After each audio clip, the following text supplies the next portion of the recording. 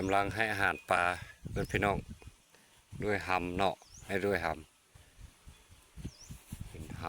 ำนับแต่เดือนกันยายนเป็นต้นมาจนถึงเดือนมีนานี่ถือว่าเป็นมือแรกที่ปลาขึ้นอาหารพี่น้องสภาพอากาศของบ้านค่อยนี่มันเร็ว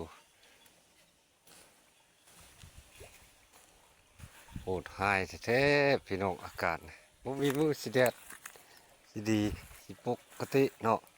ก็เป็นอากาศหนาวถือว่ามื้อนี้ก็มามีแดดออกแล้วก็ความจริงแล้วหนาวเลยมื้อนี้ตอนเช้าก็8 องศาพี่น้องแต่ว่าแดดออกอยู่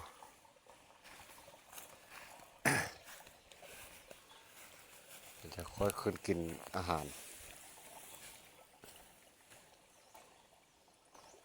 เป็นสภาพอากาศที่เลวร้ายจริงๆพี่น้องย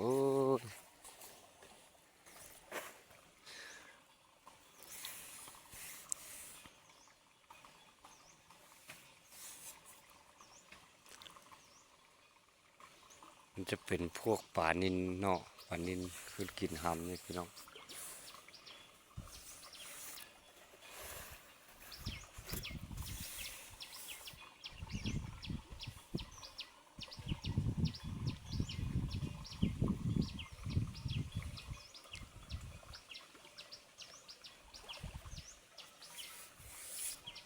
ปลานิลนี่มัน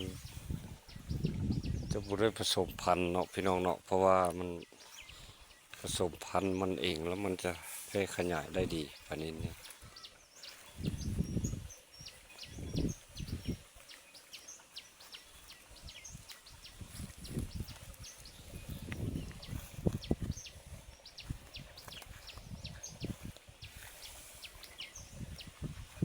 พอในช่วงนี้พี่น้อง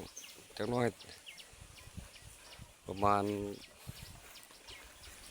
5-6 โมงเย็นนี่มันก็หนาวอีกแล้วนี่อากาศนี่นะตอนนี้ก็คล้ายๆในเนาะมีแดดออกมันยังบ่ค่อยขึ้นกินปานใดนะพี่น้องอากาศนี่มันหนาวแท้ๆ